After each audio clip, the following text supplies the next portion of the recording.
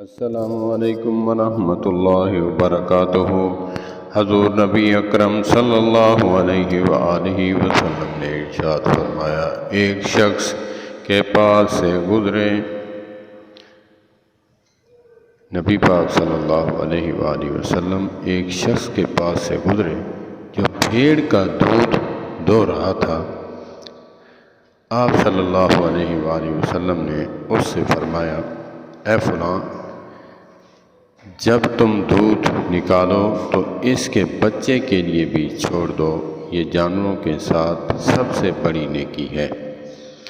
حضور نبی اکرم صلی اللہ علیہ وآلہ وسلم نے ایک شخص کے پاس سے گزرے جو بھیڑ کا دودھ دو رہا تھا۔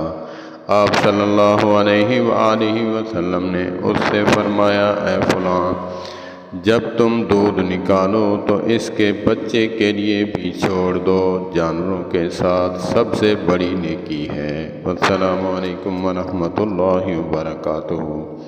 علماء بھی فرماتے ہیں کہ جب بکری یا بھینس یا گائے کوئی چیز کا بھی دودھ دوئیں تو اس کے بچے کے لیے بھی چھوڑ دیں، یہ نہیں کریں کہ سارا دودھ نکال لیں تو وہ پھر بچہ جو ہے بھوکا رہے۔